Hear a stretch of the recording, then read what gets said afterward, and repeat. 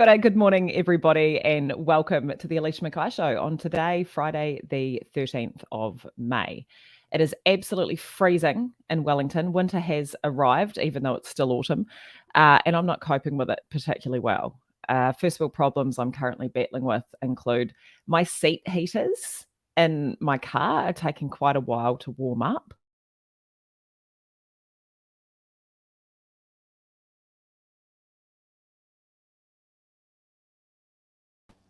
And I other take my daughter to problems the that are bus stop in going the on for morning, Alicia a right chilly now bump, is that her and internet feeling is a little extremely bit, slow.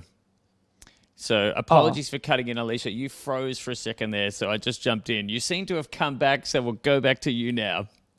It's going really well, team. I already nearly didn't make it here on time thanks to my internet. Now, for those of you who are waking up this morning feeling a bit jaded, perhaps a bit tired, I want you to spare a thought for the residents of Bromley in Christchurch. Now, this is my home stomping ground. I grew up in Aranui in East Christchurch, and for a while we lived in Bromley, actually. Now, Bromley is quite well known in Christchurch for its proximity to the shit ponds. And this has never been amazing, but it has generally been quite well managed by the council in terms of, smell. Last November, there was quite a terrible fire at the wastewater treatment plant in Bromley, Christchurch. And you will be unsurprised to learn that the result of that fire has led to a massive stench. Now, I opened the Stuff website this morning, and the main headline on the Stuff website, nice and bold, top left, was "Entire community living under the eternal stench of poo." Now, that's quite a headline for a national news website, so I think it could be understood that I immediately clicked through to see what was going on, to discover that there'd been this terrible fire at the wastewater treatment plant, and that for everybody who lives in East Christchurch since November, they've been unable to go outside without wearing a mask. Their kids can't play. They've got no clothes on their washing line, and generally, the whole suburb just stinks like shit. Now, the council finally turned up there this week to say to everyone, look, sorry, it smells like shit here. Look, the insurance was mucking us around a bit, so we didn't want to start cleaning up, until we knew that insurance was going to pay for it. So we'll start cleaning up now, and hopefully your entire community won't be living under the internal stench of poo by September. Look, whenever you want to complain about your life or what's going on, at least you're not living under an eternal cloud of poo. I'm staggered by this. And I know, Cam, that you rightfully point out that I do turn most issues into a class war. But for God's sake, as if this would have been okay on the airport side of town. Shame on you, Christchurch City Council. If it had been Fendleton or Maryvale who'd been living under the stench of poo, this would have been dealt with some time ago. This is the earthquakes all over again. It's like, oh, there's been 3 things fall off the shelf in Yildhurst. We better deal with it. Oh, but you can't access most of the roads and houses in Dallington. Oh, well. There's a similar thing that happened in Melbourne, not in terms of a poo explosion, but the Werribee treatment plant, as it's affectionately known, is one of the sewage treatment plants in Melbourne. When it was made, it was right on the outskirts of Melbourne, on the lower class side of town. But it now happens to be on the arterial road that takes people, the wealthy people, to their beach houses. And so there's generally complaints when people have to drive through the fug of Werribee, but not so much noise about the people who've lived there for the last 58 years. Werribee has the zoo, doesn't it? Yes, it also has the zoo, and it's a bird sanctuary, I believe, not unrelated to the waft of poo, because as anyone who's been to a tip and seen the absolute hordes of bin chickens that hang out there, birds apparently don't have a sense of smell. Now, I recently purchased a book for Harriet, my 7-year-old daughter, entitled Bin Chicken, and it is one of our favourite new books. And I just want to share with our listeners what the process for purchasing those books was. Now, any of you who grew up in New Zealand and went to primary school here will be familiar with Lucky Book Club, which is a company called Scholastic, send out a catalogue grouped by age to all primary schools in New Zealand. And the rich kids and the lucky kids get to pick stuff out of it and then show off when it gets delivered 8 weeks later, while the rest of us watch with envy at everybody's Lucky Book Club packages. Now, apparently this business model might not be working as well as it used to be, because Scholastic now run quite regular book sales from their warehouse, also in Christchurch. So Cam and the kids and I, along with some friends of ours, went along to the Scholastic book warehouse in Christchurch a few weeks ago to attend the book sale to see, if we wanted to buy any of the excess stock, which clearly we did. Otherwise, we wouldn't have a book called Bin Chicken. So I went up to the counter with my books, and my understanding when I came in was that we were buying them at half the sticker price, because that's what it apparently had been last time. And my friend of mine who'd taken us there said, "Oh yeah, it's half price." And I was like, "Great." Got up to the counter, and they said, "Yeah, put your books on the scale, please." Okay. So I put my books on the scale, and it turns out that the pricing system at the Scholastic Book Club warehouse is by weight. You pay per gram. It's the strangest book buying I've ever done in my life. They were like, "That's 1.1 kilo. That'll be $22, thanks." Like a grocer vending things by weight. It's just not the system you expect for purchasing books, is it? Especially not books with sticker prices on them. No, and look, as an author, obviously, but also a bookworm, a proud reader, the idea that all books are created equal and that you can distinguish them purely by weight, I find quite offensive. Like, first of all, there's no incentive for hardcover, is there? Like, oh. Imagine the book reviews you'd get, or the testimonials you'd want to put on the front of your book if that was the system. I enjoyed how heavy this book was. Well, people reads are described as being light or heavy, and usually it's metaphorical, but no, let's take that to a literal level. I enjoyed that this book weighed 4 kilograms. Oh my God. Or what a valuable book this was. It was so light, but yet I got so much insight. Just bizarre.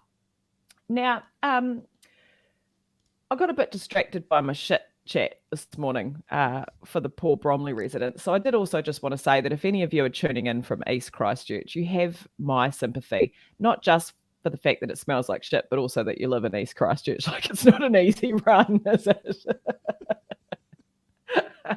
But moving on from that, what I actually wanted to talk about this week, and my fad of the week, I don't think I necessarily need my my doofer in, is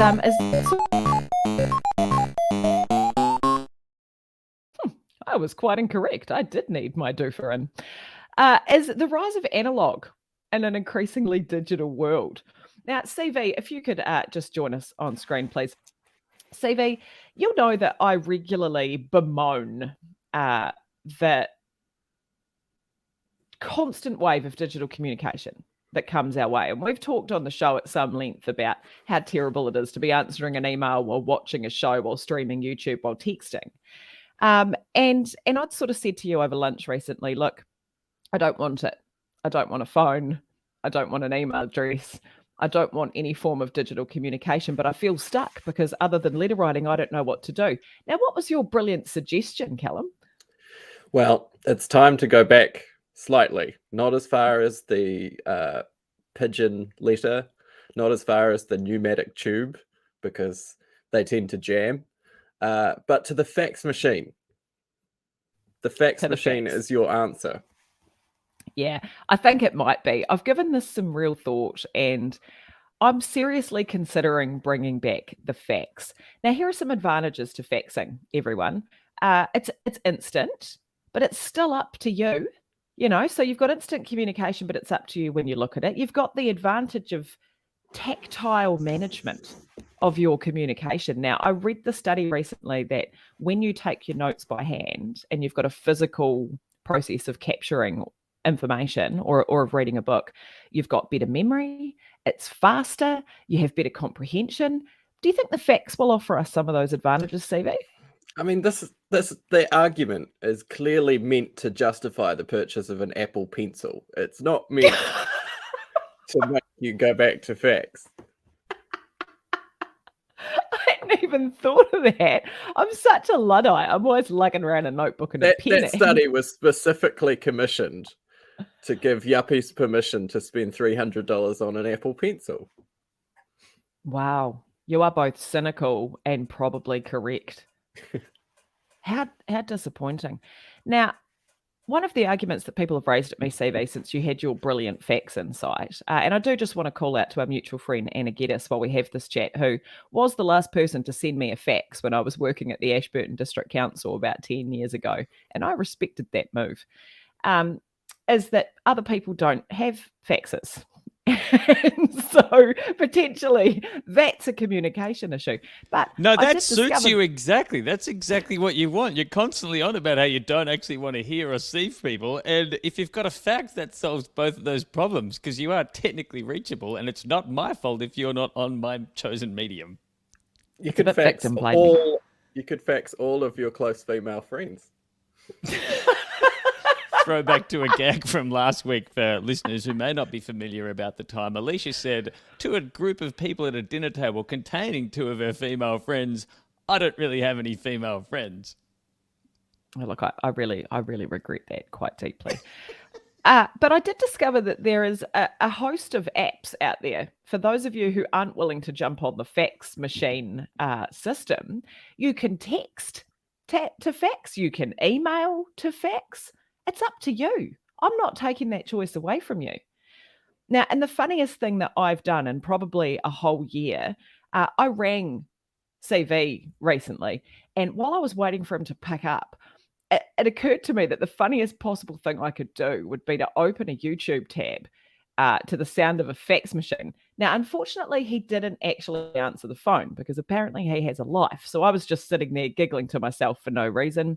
Callum didn't answer the phone. I kind of forgot about it.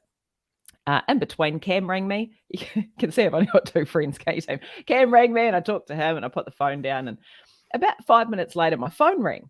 Now, my phone rang, and this is why I'm saying digital's terrible. My phone rang while I was sitting in front of my MacBook. So my phone starts going off, and Callum has a very abrasive personalised ringtone in my phone. So my phone starts going off. It's Kendrick Lamar. He's yelling at me. My laptop's going da-da-da-da-da-da-da-da at the same time. There's a cacophony of noise.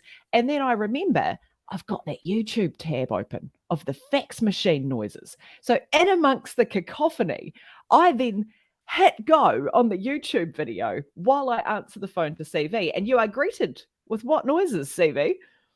Can I do an impression of a fax machine on That's some what I'm kind of hoping. live show? It's like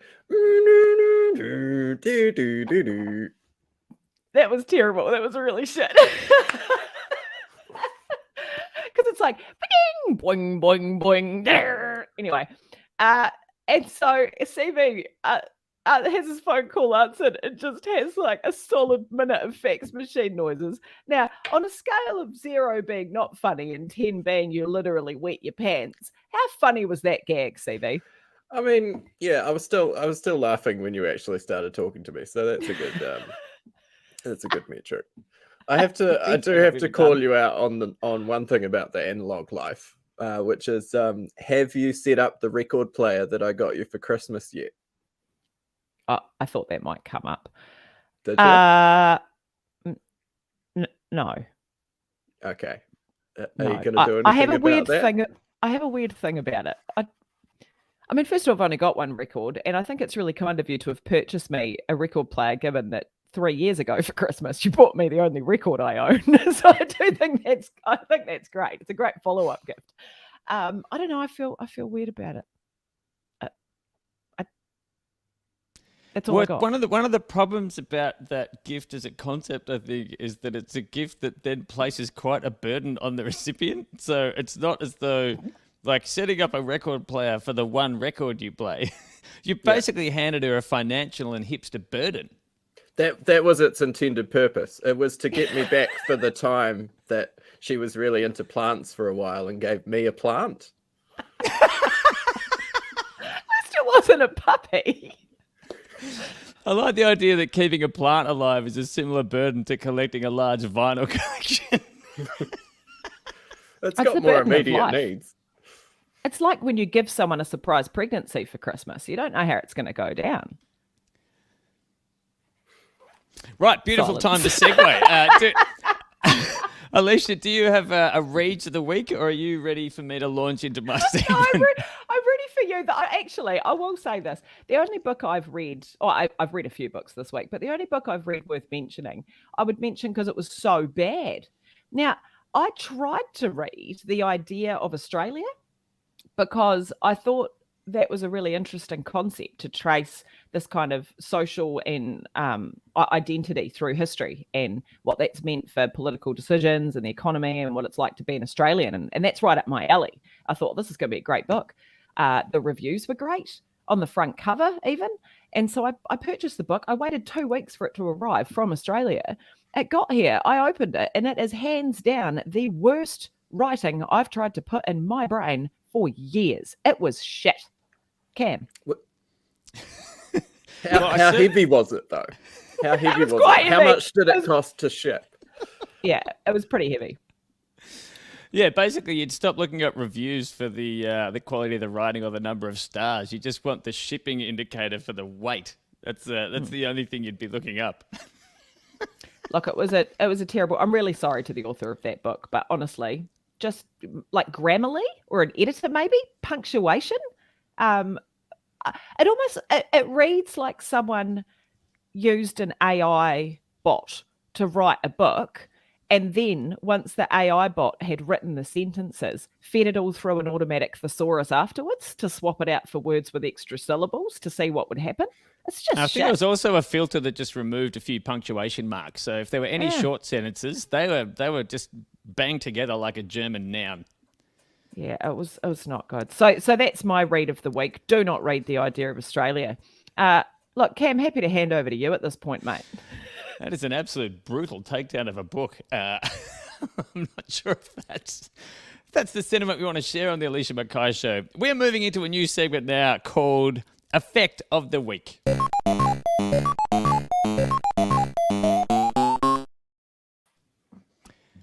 The effect of the week this week is the Streisand effect. Now, the Streisand effect is what happens when the act of someone trying to suppress or hide something draws more attention to it than what it originally had. And it's named after Barbara Streisand, after a photographer studying coastal erosion in California took 12,000 photos all along the coast of California and uploaded them to a publicly available site talking about coastal erosion. Now, for whatever reason, Barbara Streisand decided that she didn't want the photo of her house on this website and sent litigious notes to the host of the site saying, I demand this be taken down. Now, at the time of the legal letter, the photo had only been viewed 6 times, 2 of those times by Barbara Streisand's legal team. The result of lodging the legal complaint was that the issue gained enormous notoriety and the photo then got downloaded about 100,000 times in the next 2 days.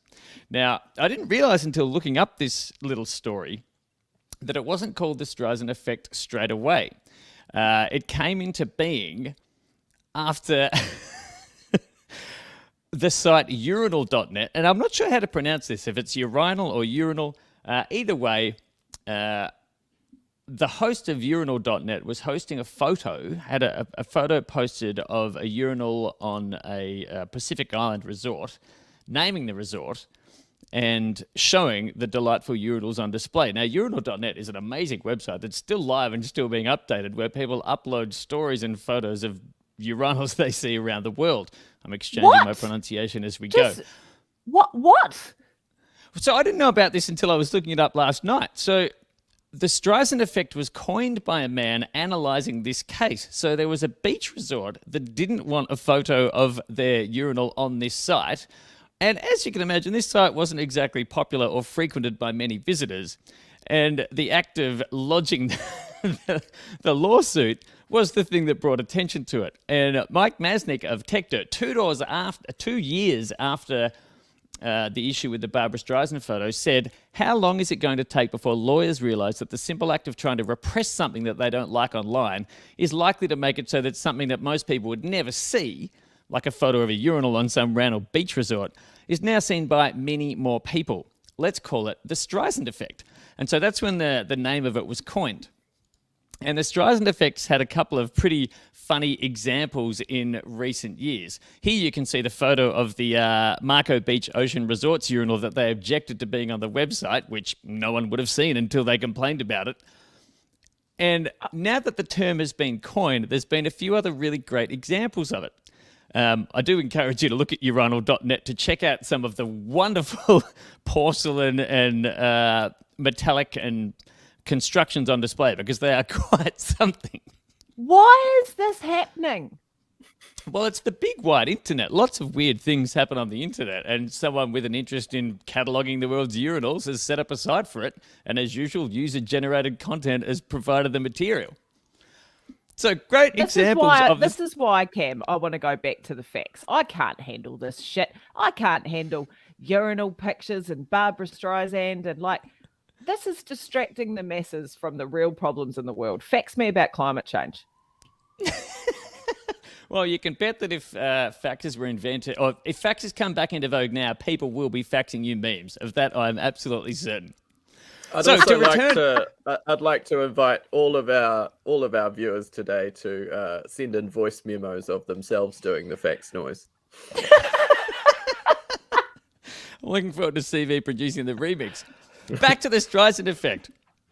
Great examples of the Streisand effect in action include in June 2014, as Uber was taking off, taxis were understandably disgruntled that their business model was being turned on its head, and they protested by gathering en masse and doing a huge rolling protest in their taxis in England, causing a huge disruption to a whole bunch of motorists. The number of downloads of the Uber app on that day increased by nearly 900%. And so the fall of taxis and the rise of Uber was inevitable, but the act of protesting about it to draw attention to the taxis' plight, in fact, the result was completely counter to their goal, i.e. everyone immediately found out about Uber because it was now massive headline front page news. I got problems with this. I got massive problems with this. I got victim blaming, social activism problems with this. The message behind the Streisand effect, if we take your protest example, is if you just shut up, people won't get the idea about it anyway. So women who are like, hey, we keep getting sexually assaulted in public. It's like, yeah, and now you've talked about it. Everybody's touching you on the train, aren't they? So just shut your mouth. I'm not okay with the Streisand effect and the potentially perverse lessons that it is teaching us, which is just shh. I'm not sure it's teaching that across the board, and I certainly don't think that complaining about being sexually assaulted increases the likelihood of a sexual assault. I have no expertise or data in this area, but... Of course it doesn't. I'm using that as an extreme example, but I'm like, the lesson behind the Streisand effect is keep your mouth shut. Don't complain, because otherwise you might just get more of the same.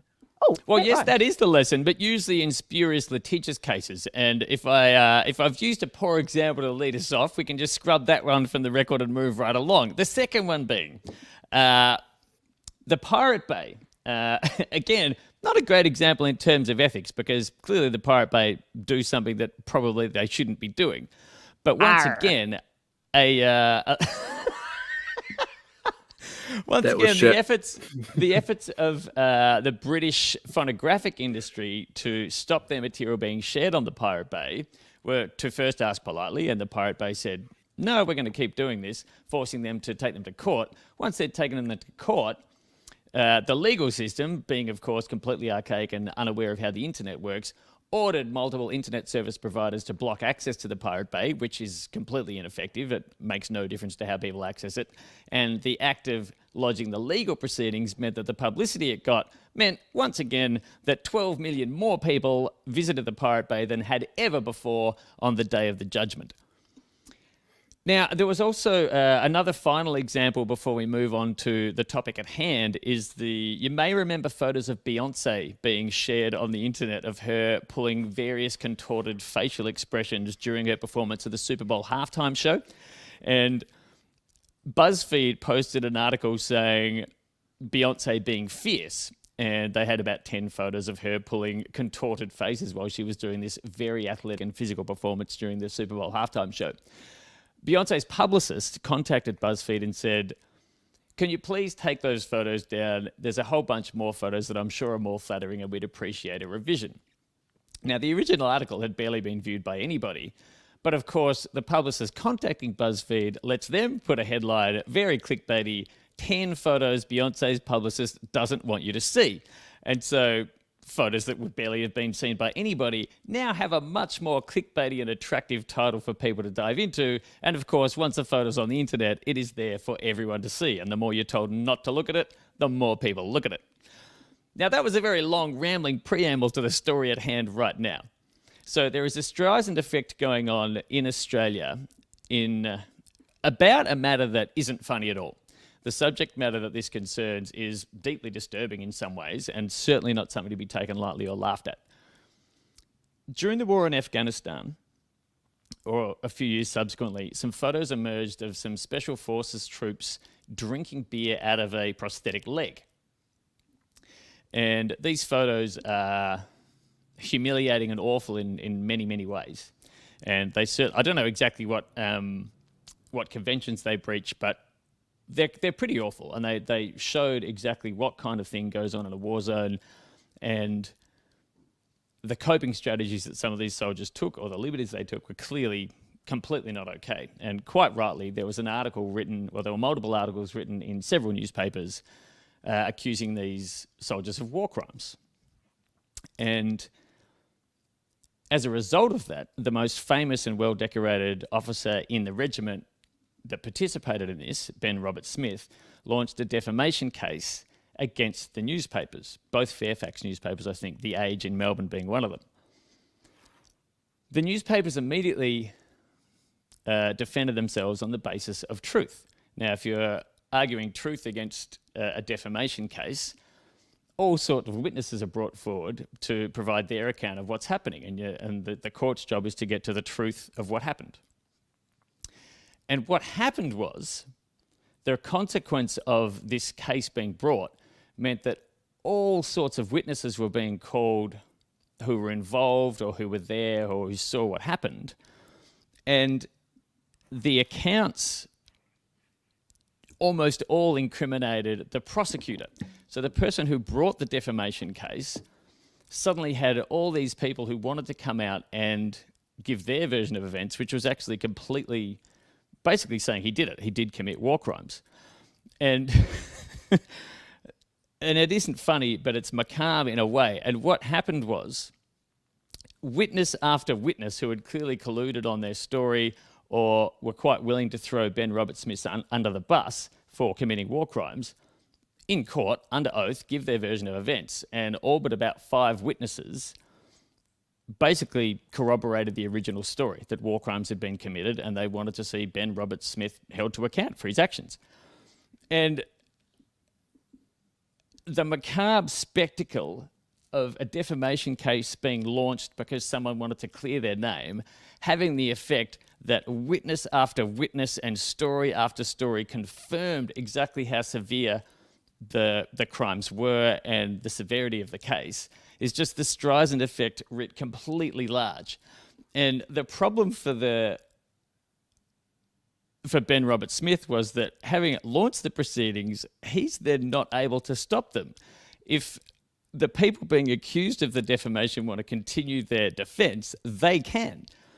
And so what ended up happening was, as soon as his witnesses who were in his favour started getting cross-examined, their stories just completely unravelled. They'd clearly colluded before the case to make sure their stories were right. They'd absolutely fudged the facts, and enough witnesses wanted to get their guilty conscience clear that they told a version of events that was quite incriminating. And so the defendants refused to stop the trial because A, they were winning, and B, they got a new front page news story every single day.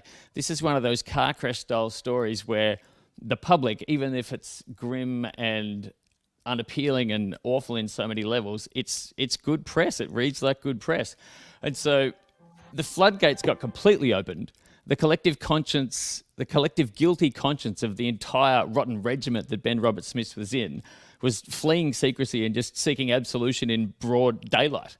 And so this case has finally now gotten to the point where they've suppressed the YouTube feed of the witness interrogations, which started to resemble like Renaissance paintings. The picture on screen right now is the prosecution legal team hanging their heads and slapping their foreheads as their witnesses absolutely unravel under cross-examination. So yeah, example of the Streisand effect, where the act of trying to suppress something in fact renders it completely in the public eye.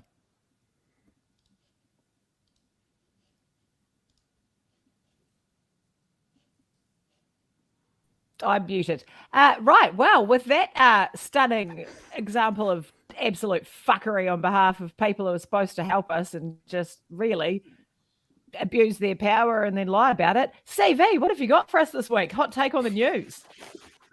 My hot take on the news is just a pure recommendation this week. It is drop whatever you're doing this evening and go and see the film Everything Everywhere All at Once. It is the most incredible, mind-blowing, original piece of art that I've seen in years. You walk out of it in a complete daze. I felt like I watched 5 or 6 films all at the same time. It's huge in what it tries to do with the multiverse, but it also is small and intimate on such a family level, and you just absolutely have to see this film. What is the multiverse? The multiverse is the idea that in order for free will to exist, which, as discussed last week, I don't think does, that will split you into an infinite version of yourself. So every possible decision splits you off in two. So there is a version of Alicia Mackay that chose to not wear the very deluxe and large podcaster headphones this week. Oh my God, I thought I was going to get away without you saying anything. It's this bit. It's the regal crown thing that is interesting to me. They're most excellent. But there's also a version of you that is starring in multiple kung fu movies. Obviously. and the idea of reaching out and connecting those universes. I'm a fan. Okay. Yeah. So everything, what is it? That's just making me think of that Bo Burnham stand-up. Everything, everyone, all of the time. Is it... My favorite part about going to see that movie was I went at Lighthouse Cuba, and before you go in, there's the guy comes out from behind the counter and kind of announces what cinema, what film is in. And it's a very fun title for someone to bellow. Like, everybody seeing Everything Everywhere All at Once, Cinema 2 now. That was a delight. But the whole thing from start to finish is the most mind-blowing, incredible film. And okay, it has to be seen, and it has to be seen on the big screen. It's going to happen. And if anyone gives the movie recommendation that you would want to listen to, everyone, it is CV, except for anything remotely science fiction, which, as far as I'm concerned, is a pretty garbage genre. Like, it just doesn't make any sense to me. And it's probably the reason why I have been formally banned from science fiction movie nights at Callum's house. It's not just science fiction movie nights. I just have to make that clarification. It's all movie nights, because you facilitate the movie. You're not allowed to facilitate the movie for other people. I'm helping. I'm making it enjoyable and relevant. Oh, wonderful. Oh, on that dear. note, thank you everybody for tuning in to another episode of the Alicia Mackay Show. It is time to wrap things up. Have yourselves a wonderful day, and we will catch you next time. See you later, everyone. Bye, team.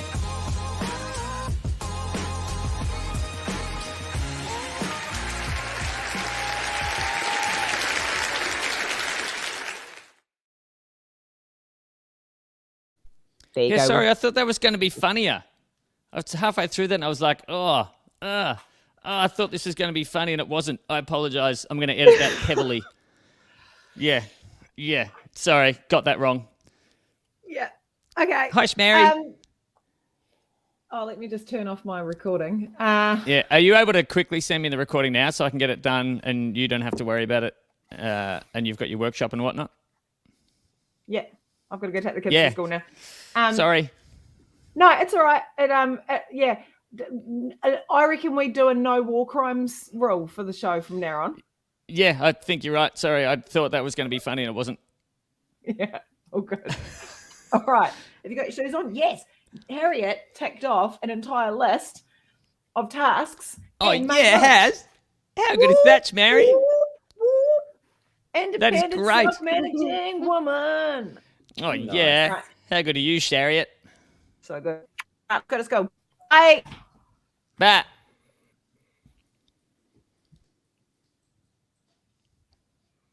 Yeah.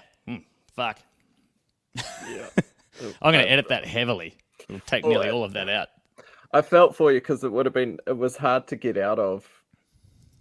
Like, you can't tell half that story. Yeah. And I was There's- like, I'm just going there's to push actually- through now and cut it later. There's no going back, really. No. And so the problem was, so my mate Watto, who was in the army and who I was talking about it with, when he and I are talking about it, like he was telling me a whole bunch of this stuff, and it's like, once you get past the macabreness of it, which we had early on, it's just fucking funny. Like it's just a legal, absolute train wreck. Yeah. I think there's too much of a barrier. I wonder if I can past. just only have the intros and just edit the rest of it out. Yeah. We tried to see everything everywhere all at once a couple of weeks ago. The Cuba Lighthouse Cinema was closed. No, full, brother. It is so good. Like, I'd read mixed I was- reviews. Some of them were great. Some of them were. I, I definitely I wanted was, to see it. I was walking out in an absolute daze of just how good it was for multiple layers of reasons. Yeah, nice. Where did you see it? Lighthouse Cuba. Yeah. I think it's the only place it's on. I don't think they're running it at Embassy. Yeah. Nice. What are you All right. doing tomorrow evening? Don't think I have plans tomorrow. Oh, because I think we might all come into town with the kids and everything. I'm flying to Australia early Sunday morning. Okay. So I think we were going to just come and do something in town all together, and then I'll stay in town. And All right. Yeah, so sounds if you fun. want to come hang with us. Nice. All right. Can you send me that file? I have done. Nice. All right. Chat soon. All right. Bye. Bye.